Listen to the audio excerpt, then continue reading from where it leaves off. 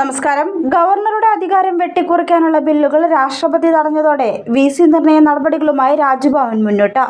Search കമ്മിറ്റിയിലേക്ക് നോമിനികളെ നൽകാൻ മുഴുവൻ VCമാരോടും വീണ്ടും ആവശ്യപ്പെടും. അതേസമയം രാഷ്ട്രപതിയുടെ തീരുമാനത്തിന്റെ നിയമവശങ്ങൾ പരിശോധിച്ച് തുടർ നടപടി സ്വീകരിക്കാനാണ് സംസ്ഥാന സർക്കാരിന്റെ തീരുമാനം. സംസ്ഥാന നിയമസഭ പാസാക്കിയ ഗവർണർ രാഷ്ട്രപതിക്ക് അയച്ച 7 ബില്ലുകളിൽ ഒന്നിന് മാത്രമാണ് അംഗീകാരം ലഭിച്ചിരുന്നത്. ചാൻസലർ ബില്ലടക്കം 3 ബില്ലുകൾക്ക് രാഷ്ട്രപതി അനുമതി നൽകിയിരുന്നില്ല. മറ്റ് 3 ബില്ലുകൾ രാഷ്ട്രപതിയുടെ പരിഗണനയിലുമാണ്. രാഷ്ട്രപതിയുടെ തീരുമാനം സംസ്ഥാന സർക്കാരിന് വലിയ തിരിച്ചടിയാണ് ഉണ്ടാക്കിയത്. എന്നാൽ ഗവർണറെ സംബന്ധിച്ച് ഏറെ ആശ്വാസകരവുമാണിത്. ലോകായുക്ത ബില്ലിൽ മാത്രമാണ് രാഷ്ട്രപതി ഒപ്പിട്ടത്.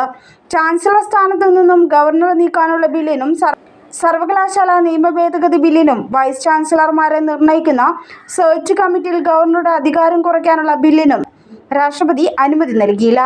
ഈ 3 ബില്ലുകളും രാഷ്ട്രപതിയുടെ ഓഫീസ് തിരിച്ചയച്ചു. മറ്റ് 3 ബില്ലുകൾ രാഷ്ട്രപതിയുടെ പരിഗണനയിലാണെന്ന് രാഷ്ട്രപതി ഭവന്റെ വാർത്താക്കുറിപ്പിൽ വ്യക്തമാക്കിയിട്ടുണ്ട്. അതേസമയം ബില്ലുകൾക്ക് അംഗീകാരം നൽകാതിരിക്കാനുള്ള അധികാരം രാഷ്ട്രപതിക്കുണ്ടെന്ന് കേന്ദ്ര സർക്കാർ വൃത്തങ്ങൾ പറയുന്നു.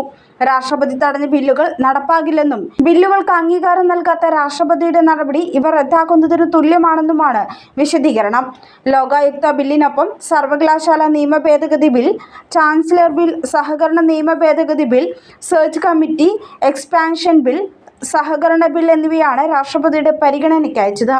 നിയമസഭ പാസാക്കിയ പൊതുജനാരോഗ്യ ബില്ലിൽ ഏറെ നാൾ ഒപ്പിടാതെ ഒപ്പിട്ട ശേഷമായിരുന്നു മറ്റു ബില്ലുകൾ രാഷ്ട്രപതിക്ക് അയച്ചത്.